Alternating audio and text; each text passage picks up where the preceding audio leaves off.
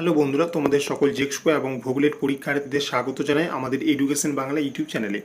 তো তোমাদের মধ্যে অনেকেই রিকোয়েস্ট করেছিলে যে দাদা মোশন চ্যাপ্টারটি থেকে আমাদেরকে চ্যাপ্টার ওয়াইজ অর্থাৎ টেক্সট বই থেকে আমাদেরকে সুন্দরভাবে পড়ানো হোক, হ্যাঁ, সেই বিষয়গুলোর ওপর তার উপর এমসিকিউ দেওয়া হোক। তো তোমাদেরকে বলছি, তো তোমাদের জন্যই আমি টেক্সট বইটা থ্রোলি পড়ানোর চেষ্টা করছি। এর আগে আমি এমসিকিউ দিয়েছি অনেকগুলো, আরও আছে এমসিকিউ, সেগুলো আমি দেবো। তার আগে আমি চাইছি যে একবার বইটা পড়ানো হয়ে যাক। হ্যাঁ, তো টেক্সট বুক টাইপ আমি পড়াচ্ছি, তোমরা একটু মন দিয়ে ভিডিওটি দেখো। ভিডিও একটু অবশ্যই বড় হবে, খুব বেশি পড়াবো না, একটু গতির বা মোশনের যে প্রকারভেদগুলি আছে সেগুলো নিয়ে একটু আলোচনা করবো। তোমরা ভিডিওটি মন দিয়ে প্রথম থেকে শেষ পর্যন্ত সম্পূর্ণ দেখো। তো তোমরা যারা আমাদের চ্যানেলে নতুন তারা অবশ্যই চ্যানেলটিকে সাবস্ক্রাইব করবে, কারণ জেক্সপো ভূগোলের সংক্রান্ত নানা রকম তথ্য এছাড়াও নিয়মিত রেগুলার ক্লাস তোমরা আমাদের চ্যানেল থেকে পেয়ে থাকবে। ঠিক আছে, আর যদি ভিডিওটি ভালো লেগে থাকে তাহলে ভিডিও শেষে অবশ্যই একটা লাইক করবে। তো দেখো বন্ধুরা, আমরা ক্লাসটা শুরু করি। তো দেখো, প্রথম আমরা যে বিষয়টা পড়বো সেটা হচ্ছে স্থিতি এবং গতি। এটা ক্লাস 9-এর একটা টেক্সট বুক। ঠিক আছে, তো অনেকের কাছে তোমাদের যদি থেকে থাকে তো তোমরা এটা দেখতে পারো। তো এখানে প্রথমে আছে স্থিতি। তো আমাদেরকে জানতে হবে, মোশন জানার আগে আমাদেরকে জানতে হবে যে স্থিতি জিনিসটা কি। স্থিতি কি না, যে বস্তুর অবস্থান পারিপার্শ্বিকের তুলনায়, যে বস্তুর অবস্থান, তোমরা স্থিতিটা নিশ্চয়ই বুঝতে পারছো যে এইটা আমি বলছি স্থিতিটা। তো যে বস্তুর অবস্থান, এই যে স্থিতি আমি এই কথাটা বলছি, ঠিক আছে, যে বস্তুর অবস্থান পারিপার্শ্বিকের তুলনায় সময়ের সঙ্গে সঙ্গে পরিবর্তিত হয় না সেই বস্তুকে স্থির বস্তু বলে, এবং বস্তুর সেই অবস্থাটিকে বলা হয় স্থিতি। এইগুলোর সংজ্ঞা তোমাদেরকে পড়ার দরকার নেই, শুধুমাত্র বেসিক কনসেপ্ট ক্লিয়ার করার জন্য এগুলো তোমাদেরকে পড়তে হবে। আচ্ছা, এইবার আমরা আসি গতি। যে বস্তুর গতি, তাহলে কোনটা, এই যে মোশন বা গতি। ঠিক আছে, যে বস্তুর অবস্থান পারিপার্শ্বিকের তুলনায় সময়ের সঙ্গে সঙ্গে পরিবর্তিত হয় সেই বস্তুকে গতিশীল বস্তু বলে, এবং বস্তুর সেই অবস্থাটিকে বলা হয় গতি। তাহলে স্থিতি এবং গতি সম্বন্ধে একটা ধারণা তোমরা বুঝতে পারলে, যে সমস্ত বস্তুর অবস্থান পারিপার্শ্বিক তুলনায় সমস্যার সঙ্গে সঙ্গে পরিবর্তিত হয় সেগুলো হচ্ছে গতিশীল বস্তু, এবং বস্তুস্থির অবস্থানটা হচ্ছে গতি। আর যেগুলি সময়ের সঙ্গে সঙ্গে পরিবর্তিত হয় না সেগুলো হচ্ছে স্থির বস্তু, এবং সেগুলিকে বলা হয় স্থিতি। সেগুলিকে অর্থাৎ বস্তুর সেই অবস্থানটিকে স্থিতি বলা হয়। ঠিক আছে, আচ্ছা, এরপরে দেখো আমরা যাচ্ছি যে স্থিতি এবং গতি। ঠিক আছে, স্থিতি এবং গতি নির্ধারণে পর্যবেক্ষকের ভূমিকা, এই সমস্ত কিছু জানতে হবে না।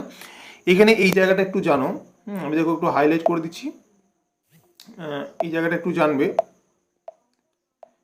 এই জায়গাটা যে নির্দেশতন্ত্র, এই জায়গায় কোনো বস্তুর স্থিতি বা গতি বর্ণনা করতে গেলে কারোর সাপেক্ষে করতে হয়। তো যার সাপেক্ষে করতে হয় সেটাকে বলা হয় নির্দেশতন্ত্র বা ফ্রেম অফ রেফারেন্স। কোনো বস্তুর স্থিতি বা গতি বর্ণনা করতে গেলে কারোর সাপেক্ষে করতে হয়, এবং যার সাপেক্ষে করতে হয় তাকে বলে নির্দেশতন্ত্র, ফ্রেম অফ রেফারেন্স। তাহলে এই জায়গাটা ক্লিয়ার যে কারোর সাপেক্ষে আমরা একটা বস্তুর গতি, হ্যাঁ, নির্ধারণ করব, এবং যে যার সাপেক্ষে করব সেটাই হবে আমাদের নির্দেশতন্ত্র। যেমন সব মনে করো যে পৃথিবীর সাপেক্ষে একটা ট্রেন গতিশীল, ঠিক আছে, তাহলে এখানে নির্দেশতন্ত্রটা কে, এখানে নির্দেশতন্ত্র হচ্ছে পৃথিবী, অর্থাৎ পৃথিবীর সাপেক্ষে এখানে হচ্ছে গতিশীল ট্রেনটা। দেখো এখানে একটা জিনিস আছে যে এখানে পরম স্থির, এই যে নিচের লাইনটা দেখতে পাচ্ছ হলুদ মার্ক করলাম, পরম স্থির বস্তু এই মহাবিশ্বে নেই। ভীষণ ইম্পর্টেন্ট একটা লাইন, যে পরম স্থির বস্তু মানে অর্থাৎ এই মহাবিশ্বে কোনো বস্তুই পরম নয়। তো এই জায়গাটা থেকে পরম স্থির নয়। তো এই জায়গাটা থেকে তোমাদের একটা প্রশ্ন আছে যে সূর্য কি গতিশীল? তো তোমাদের উত্তর হবে হ্যাঁ, সূর্যটা হচ্ছে গতিশীল, সূর্য স্থির নয়, কারণ এখানে বলা হয়েছে যে মহাবিশ্বে কোনো বস্তুই কিন্তু স্থিতি নয়। ঠিক আছে, তাহলে তোমরা এখানে বলতে পারো যে সূর্যটা গতিশীল। আচ্ছা, এরপরে দেখো বলছে এই পৃথিবীতে যে বস্তুকে আমরা স্থির দেখি পৃথিবীর বাইরেতে তাকে গতিশীল বলে মনে হবে। ঠিক আছে, আচ্ছা, এই জায়গাটা দেখো স্থিতি হলো আপেক্ষিক। এখান থেকে একটা শর্ট প্রশ্ন হতেই পারে, স্থিতি হলো, তারপর তোমাদেরকে 4টি অপশন দিয়ে দিল, সেখানে তোমাদেরকে আপেক্ষিক সঠিক উত্তর করতে হবে। এগুলো বেশি কিছু জানার প্রয়োজন নেই, জাস্ট একটু রিডিং করে নিচ্ছি, শুনে নাও। একটি পরম স্থির বস্তুর সাপেক্ষে একটি বস্তু গতিশীল হলে বস্তুটির গতিকে বলা হয় পরম গতি, কিন্তু পরম স্থির কিছু নেই। ঠিক আছে, আচ্ছা, এরপর আমরা চলে যাচ্ছি দেখো রৈখিক গতি বা চলন গতি। এখানে আমি দেখাচ্ছি তোমাদেরকে এখানে গতির প্রকারভেদ। ঠিক আছে, বিভিন্ন টাইপের গতি এখানে দেওয়া হয়েছে। তো রৈখিক গতি বা চলন গতি জিনিসটা কি, কোনো বস্তু মানে আর কি তোমাদের গতির বিভিন্ন রকম প্রকারভেদ আছে। ঠিক আছে, কী কী গতি আছে সেগুলি তোমাদের জানতে হবে, নইলে কোনটা কি গতি তোমরা বুঝতে পারবে না, এবং তোমাদের সেক্ষেত্রে এমসিকিউতে প্রবলেম হবে। তো রৈখিক গতি বা চলন গতি কী জিনিস, কোনো বস্তু সরলরেখা বরাবর গতিশীল হলে এবং বস্তুটির প্রত্যেকটি কণা নির্দিষ্ট সময়ে, এই জায়গাটা আমি পড়ছি, ঠিক আছে, এই যে জায়গাটা আমি হলুদ মার্ক করছি, এই জায়গাটা ঠিক আছে। তো সরলরেখা বরাবর গতিশীল হলে এবং বস্তুটি প্রত্যেকটা কণা নির্দিষ্ট সময়ে সমান্তরালভাবে সরলরেখায় একই দ্রুত অতিক্রম করলে সেই বস্তুর গতিকে রৈখিক গতি বা চলন গতি বলা হয়। একটা উদাহরণ সাপোজ এখানে দেওয়া হয়েছে, ঠিক আছে। উদাহরণ একটা দেওয়া যাক, দেখো এই জায়গাটা ধরা যাক যে একটা বস্তু এ অবস্থানে রয়েছে, ঠিক আছে, এ অবস্থানে রয়েছে। হ্যাঁ, চিত্র 2.1, এই যে সবুজ এই যে চিত্রটা তোমরা দেখতে পাচ্ছ, এই চিত্রটা, ঠিক আছে। তো বলছি এখানে যে একটা বস্তু, এখানে একটা বস্তু বলেছে যে এই অবস্থানে রয়েছে, ঠিক আছে, এই অবস্থান অর্থাৎ এই অবস্থানটাতে রয়েছে, এই যে আমি মার্ক করছি গ্রিন কালার, এই অবস্থানে রয়েছে। এবং বস্তুটির মধ্যে তিনটির প্রাথমিক অবস্থান কণার, বস্তুর মধ্যে তিনটি কণা আছে, একটা হচ্ছে M1, একটা হচ্ছে M2 আর একটা হচ্ছে M3, তিনটি কণা আছে, ঠিক আছে। এবার বস্তুটা যখন এই অবস্থান থেকে, দেখো আমি রেড মার্ক করছি, এই অবস্থান থেকে যখন আমার বি অবস্থানে যাচ্ছে, ঠিক আছে, এই অবস্থান থেকে যখন বি অবস্থানে যাচ্ছে তখন বস্তুটার কি হচ্ছে না, কণাগুলি যে অবস্থান হয় সেটা হচ্ছে M1 ড্যাশ, M2 ড্যাশ এবং M3 ড্যাশ, অর্থাৎ কণাগুলি M1 থেকে হয় কি M2 dash, M3 dash, M2 dash এবং M3 ড্যাশ, অর্থাৎ কি হয় এক্ষেত্রে সরলরৈখিক দূরত্ব হয় M1 M dash equal to হচ্ছে M2 dash equal to M3 dash. এক্ষেত্রে বস্তুটির গতি হলো রৈখিক গতি বা চলন গতি, অর্থাৎ কণাটা যদি সমান্তরালভাবে যায়, ঠিক আছে, বস্তুর অবস্থানের সাথে কণাগুলি যদি সমান্তরালভাবে যায় তাহলে সেটাই হচ্ছে বস্তুর রৈখিক গতি বা চলন গতি। আশা করছি ক্লিয়ারভাবে বুঝতে পেরেছো। এবার একটা উদাহরণ নেওয়া যাক। উদাহরণটা দেখো কি, উদাহরণ এই জায়গাটা বুঝতে পারছো উদাহরণ কোনটাকে বলছি। এটা হচ্ছে একটা উদাহরণ, দেখো এই যে একটা বলকে কিছুটা উঁচু থেকে সরলরেখা বরাবর নিচের দিকে পড়ে। একটা বলকে যদি উপর দিকে ছুটে দেওয়া হয় তাহলে সেটা কি হবে, সরলরেখা বরাবর নিচের দিকে পড়বে। তাহলে এক্ষেত্রে বলটির গতি হবে রৈখিক গতি বা চলন গতি, কারণ বলটা প্রথম অবস্থান থেকে যেভাবে যাবে নিচের দিকে যখন পড়বে তখন তার কণাগুলি কিন্তু একই অবস্থানেই সরলরেখা সমান্তরাল বরাবর থাকবে। সেক্ষেত্রে বস্তুটার গতি হবে রৈখিক গতি বা চলন গতি। আচ্ছা, এরপর আমরা আসবো বৃত্তীয় গতি। এই জায়গাটা বৃত্তীয় গতি, ঠিক আছে, বৃত্তীয় গতি এই জায়গাটা আমরা আসবো। এই যে বৃত্তীয় গতি, তার ওইগুলো আমি একটু মুছে নিই, ঠিক আছে, এগুলো একটু ক্লিয়ার করে নিই এগুলোকে। আচ্ছা, এই জায়গাটা দেখো, এবার যেটা আছে সেটা হচ্ছে বৃত্তীয় গতি। এই জায়গাটা নিয়ে আমরা একটু আলোচনা করবো। বৃত্তীয় গতি খুব ইম্পর্টেন্ট। তো বলা হচ্ছে কোনো বস্তু কণা একটা বিন্দুকে কেন্দ্র করে তার চারিদিকে বৃত্তাকার পথে ঘুরতে থাকলে ওই কণাটি গতিকে বলা হবে বৃত্তীয় গতি। খুবই সহজ জিনিস একটা। যেমন ধরো সূর্যের চারিদিকে পৃথিবীর প্রদক্ষিণ, পরমাণু নিউক্লিয়াসের চারিদিকে ইলেকট্রনের গতি, এছাড়াও আমাদের যে বাড়িতে ফ্যান থাকে সেটি একটা বিন্দুকে কেন্দ্র করে চারিদিকে পাখাগুলি ঘুরতে থাকে, সেটাও একটা বৃত্তীয় গতি। তাহলে এই হচ্ছে বৃত্তীয় গতির ধারণা। খুবই একটা ইজি ব্যাপার। এই যে সূর্যকে কেন্দ্র করে পৃথিবীতে চারিদিকে ঘুরছে সেটা হচ্ছে একটা বৃত্তীয় গতি। আচ্ছা, এরপরে দেখো, এরপরে আছে ঘূর্ণন গতি বা রোটেশনাল মোশন। তো রোটেশনাল মোশন বা ঘূর্ণন গতিটা কি? এটা যে ঘূর্ণন গতি বা রোটেশনাল মোশন বলছে একটি বিস্তৃত বস্তু যদি নিজের অক্ষের সাপেক্ষে চারদিকে বৃত্তাকার আবর্তন করে তাহলে বস্তুটির গতিকে ঘূর্ণন গতি বলা হয়। ঠিক আছে, এই দেখো এটা হচ্ছে পৃথিবী। তো নিজের অক্ষের সাপেক্ষে এই যে অক্ষটা রয়েছে, এই অক্ষের সাপেক্ষে পৃথিবী কি হয়, এই বরাবর কে নিজের দিকে ঘুরতে থাকে। ঘুরতে ঘুরতে পৃথিবীটা যদি এই যে সূর্যকে যে কেন্দ্র করে আবর্তন করে তার চারদিকে ঘুরতে থাকে তাহলে সেটাকে বলা হবে ঘূর্ণন গতি। এখানে এক্সাম্পলে বলে দিয়েছে, এই দেখো এখানে এক্সাম্পল এটা বলে দিয়েছে যে পৃথিবী নিজ অক্ষ NS অর্থাৎ নর্থ সাউথের সাপেক্ষে পশ্চিম থেকে পূর্ব দিকে আবর্তন করে, সেটাই হচ্ছে ঘূর্ণন গতি। এবার আসবে মিশ্র গতি। মিশ্র গতি বা জটিল গতিটা কি, এগুলো একটু ক্লিয়ার করে নিই। মিশ্র গতি বা জটিল গতিটা কি, দেখো এই যে মিশ্র গতি বা জটিল গতি, ঠিক আছে, এই জায়গাটা। তো মিশ্র গতি বা জটিল গতি, মিশ্র কথাটি শুনেই বুঝতে পারছো যে এখানে কিছু একটা মিশ্রণ ঘটেছে। কিছু একটা বলতে এখানে গতির মিশ্রণ ঘটবে। কীরকম?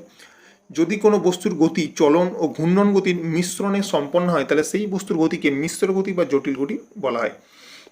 তাহলে এখানে তোমরা বুঝতে পারছো মিশ্র গতি হচ্ছে কোনো বস্তুর চলন গতি এবং ঘূর্ণন গতি, ঠিক আছে, সেটাকে বলা হবে মিশ্র গতি। উদাহরণ যেমন দেওয়া হয় যে এখানে দেখতে পাচ্ছ যে গাড়ির চাকার গতি, এক্ষেত্রে চলন গতি এবং ঘূর্ণন গতি। চলন গতি এবং ঘূর্ণন গতি দুটি যদি একসাথেই হয় তাহলে সেটা হচ্ছে মিশ্র গতি। ঠিক আছে, এক্সাম্পল এই জায়গাটা দেখো, গাড়ির চাকা বা সাইকেলের চাকা সাপোজ এটা, ঠিক আছে।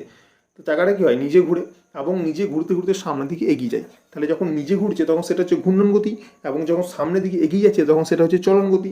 তাহলে এখানে চলন গতি এবং ঘূর্ণন গতি দুটি মিশ্রণ এখানে ঘটছে, সেক্ষেত্রে এটা হচ্ছে মিশ্রণ গতি। আচ্ছা, এরপর দেখো, এরপরে আছে আচ্ছা এখানে একটা উদাহরণ দিয়েছে, এগুলো জাস্ট একটু তোমরা স্ক্রিনশট নিয়ে দেখে নিতে পারো, তেমন কিছু প্রয়োজন নেই, তাও একটু আমি বলে দিতে পারো। দেখো বলা হচ্ছে ঘূর্ণন গতির ক্ষেত্রে বস্তুর গতির অভিমুখে পরিবর্তন হতে থাকে। ধরা যাক এম ভরের এই একটা এক্সাম্পলটা আমি বুঝিয়ে দিচ্ছি, ঠিক আছে। দেখো এই জায়গাটা, এইখান থেকে এই জায়গাটা একটু দেখো, আর এই পিকচারটা দেখবে, ঠিক আছে। বলেছে ধরা যাক এম ভরের একটি বস্তুকণা একটা বৃত্তাকার পথে গতিশীল, ঠিক আছে। এই যে এম ভরের একটা বস্তুকণা নেওয়া হয়েছে, এটা এই যে বৃত্তাকারটা দেখতে পাচ্ছ তোমরা, এই বৃত্তাকার পথে গতিশীল। পি বিন্দুতে কণাটি গতির অভিমুখ বৃত্তের স্পর্শক পি এ বরাবর। এই যে পি বিন্দুতে স্পর্শকটা দেখতে পাচ্ছ, সেটা হচ্ছে পি এ বরাবর, ঠিক আছে। অর্থাৎ কি হচ্ছে, ঘুরছে সুতোতে। এবার কিউ বিন্দুতে কণাটির গতির অভিমুখ স্পর্শক কিউ বরাবর। কিউ বিন্দুতে কত হচ্ছে, এই জায়গাটাতে কিউ বি বরাবর। অর্থাৎ দেখা যাচ্ছে প্রতি মুহূর্তে কণাটির গতির অভিমুখের পরিবর্তন ঘটছে। তাহলে এই জায়গাটা একটু ক্লিয়ার করে বলে দিই। হ্যাঁ, সাপোজ এই জায়গাটা দেখো, সাপোজ যখন তুমি একটা ডিল বেঁধে, একটা সুতো দিয়ে ডিলকে বেঁধে ঘোরাচ্ছ, তখন যখন এই জায়গাটা থাকবে, তখন বস্তুর অভিমুখটা কোন দিকে হবে, সরাসরি এই দিক বরাবর, ঠিক আছে। যখন বস্তুটা এই জায়গাটাতে আসবে, তখন তখন তার অভিমুখটা কোন দিকে হবে, তখন হবে এই দিক বরাবর। আবার যখন এই জায়গাটাতে আসবে, আবার যখন এই জায়গাটাতে আসবে, তখন বস্তুর গতিমুখ কোন দিকে হবে, এই দিকে। তাহলে বস্তুটা যত এগিয়ে যাবে তত তার কী হবে, গতিমুখটা আর কি অভিমুখটা কিন্তু চেঞ্জ হবে, ঠিক আছে। এরপরে যে সরল রৈখিক দোলগতি। তো সরল রৈখিক দোলগতি কোন জায়গাটা বলছি বুঝতে পারছি, এই জায়গাটা সরল রৈখিক দোলগতি, এই জায়গাটা সরল রৈখিক দোলগতি, সিম্পল হারমোনিক মোশন। সরল রৈখিক পথে গতিশীল কোনো বস্তুকণার ওপর ক্রিয়াশীল বল যদি কণাটির গতিপথের মধ্যবিন্দু বরাবর অভিমুখী হয় এবং ওই বিন্দু থেকে কণাটির সরণের সমানুপাতিক হয়, তাহলে ওই বলের অধীনে বস্তুটির গতিকে সরল রৈখিক দোলগতি বলে। এই লাইনটা ভীষণ ইম্পর্টেন্ট, এই জায়গাটা, যে এক ধরনের সরল, এই ধরনের গতি হলো এক প্রকার সরল পর্যাবৃত্ত গতি। তাহলে এখানে ভীষণ ইম্পর্টেন্ট, সরল দোলগতি হচ্ছে পর্যাবৃত্ত গতি। যেমন এক্সাম্পল, সরল দোলকের গতি যখন সরণের মান কম, এই যে সরল দোলকের গতি, ঠিক আছে, এটা ভীষণ ইম্পর্টেন্ট, ঠিক আছে। আর এই লাইনটা, এই দুটি লাইন ভীষণ গুরুত্বপূর্ণ, ঠিক আছে। তো এখানে বলা হচ্ছে, দেখো বুঝিয়ে দিই জিনিসটা, সরল রৈখিক, তার আগে একটু ক্লিয়ার করিনি। বলা হচ্ছে যে সরল রৈখিক পথে গতিশীল কোনো বস্তুকণার ওপর ক্রিয়াশীল বল যদি কণাটির গতিপথের মধ্যবিন্দু বরাবর অভিমুখী হয় এবং ওই বিন্দু থেকে কণাটির সরণের সমানুপাতিক হয়, তাহলে ওই বলের অধীনে বস্তুটির গতিকে বলা হবে সরলরৈখিক দোলগতি। তাই মনে করো একটা বস্তু, ঠিক আছে, এই যে ছবিটা দেখো, একটা বস্তু, দাঁড়াও এক মিনিট, হ্যাঁ, এখানে একটা বস্তু এ বিন্দু থেকে বি বিন্দু দিকে যাচ্ছে, ঠিক আছে, এই বরাবর এ বিন্দু থেকে বি বিন্দু দিকে যাচ্ছে, হ্যাঁ, এবার এ বিন্দু থেকে বি বরাবর যাচ্ছে, ঠিক আছে। এইখানে মিডিল পয়েন্ট হচ্ছে এটা, অর্থাৎ মধ্যবিন্দু। এইখানে ওপর প্রযুক্ত যে বলটা, একটা বল প্রয়োগ করা হয়েছে, ঠিক আছে, বলটা প্রয়োগ করার পর বস্তুটা এইদিকে যাচ্ছে, হ্যাঁ, এবং যেটা প্রয়োগ হয়েছে সেটা এই বস্তুটার সমানুপাতিক, হ্যাঁ, তাহলে হ্যাঁ, ওই যে বস্তু কণাটির গতি হবে সেটাকে বলা হবে সরল রৈখিক দোলগতি। যেমন একটা সরল দোলকের গতি, সরল দোলক কি হয়, দুলতে থাকে, পেন্ডুলাম, ঠিক আছে, এটা হচ্ছে সরল দোলগতি। দেখি একটা উদাহরণটা কি বলা হয়েছে এখানে। বলছে এই জায়গাটা দেখো, বলছে ধরা যাক একটি বস্তু কণা, ধরা যাক একটা বস্তু কণা এ ও বি পথে কম্পমান, ঠিক আছে। তাহলে এখানে এই উদাহরণটাই বলা হয়েছে, কোনো এক মুহূর্তে কণাটির অবস্থান হচ্ছে পি এবং মধ্যবিন্দু ও থেকে সরণমান যদি এক্স হয়, তাহলে কণাটির উপর ক্রিয়াশীল বল হচ্ছে ও বিন্দু অভিমুখী হবে এবং সরণ এক্স এর সমানুপাতিক হবে, ঠিক আছে। এই যেটা আমি বুঝালাম সেটা এখানে একটু ভালোভাবে দেওয়া আছে, ঠিক আছে। তো আজকে আর কিছু নেই, এবার সরল দোলগতির বৈশিষ্ট্য, এখানে বৈশিষ্ট্যগুলি পড়ার দেখা নেই, একটা জিনিসই পড়তে হবে, সেটা হচ্ছে সরল দোলগতি হলো একটি সরল পর্যাবৃত্ত গতি, ভীষণ ইম্পর্টেন্ট, সরল পর্যাবৃত্ত গতি। তাহলে এই ছিল আজকের সম্পূর্ণ আলোচনা। পরবর্তীতে আরও এই টপিকের ওপর অনেকগুলি ভিডিও আসবে, তো তোমরা প্রত্যেকটা ভিডিও দেখবে, অনেক আরও কোশ্চেন হবে, অনেক আরও আলোচনা হবে, ঠিক আছে। আমার চ্যানেলটিকে তোমরা এখনই সাবস্ক্রাইব করে রাখো, শুধুমাত্র আমার সাবস্ক্রাইব বাড়ানোর জন্য নয়, আমি তোমাদের সাহায্যের জন্য ভিডিওগুলি করছি, যাতে তোমরা উপকৃত হতে পারো। পরীক্ষা হবে কি হবে না সেটা পরবর্তীতে দেখা যাবে, প্রিপারেশনটা তোমাদেরকে চালিয়ে হবে। যারা ভালো স্টুডেন্ট অবশ্যই তোমরা পড়াশোনা করবে, ঠিক আছে, নিয়মিত তোমরা ক্লাসগুলি ফলো করো, আশা করছি তোমাদের অনেকটা উপকারে আসতে পারবো। তো যাই হোক, হ্যাঁ, তো যদি ভিডিওটি ভালো লাগে থাকে তাহলে লাইক করবে, আমার চ্যানেলে যদি নতুন দর্শক হয় চ্যানেলটিকে সাবস্ক্রাইব করে নেবে। আর আমাদের ফেসবুক পেজ এবং ফেসবুক গ্রুপ রয়েছে, তোমরা সেখানে সরাসরি জয়েন হয়ে যেতে পারো, আমি ডেসক্রিপশন বক্সে লিঙ্ক দিয়ে দেবো, সেখান থেকে তোমরা সরাসরি জয়েন হয়ে যাও। সেখানে আমাদের বিভিন্ন প্রশ্ন, এছাড়া বিভিন্ন রকম তথ্য সেখানে পোস্ট করা হয়, সেখান থেকে সরাসরি তোমরা জানতে পারবে, ঠিক আছে। তো যাই হোক, আজকের সম্পূর্ণ ভিডিওটি দেখার জন্য তোমাদের সকলকে জানাই ধন্যবাদ। পরবর্তী দেখা হচ্ছে।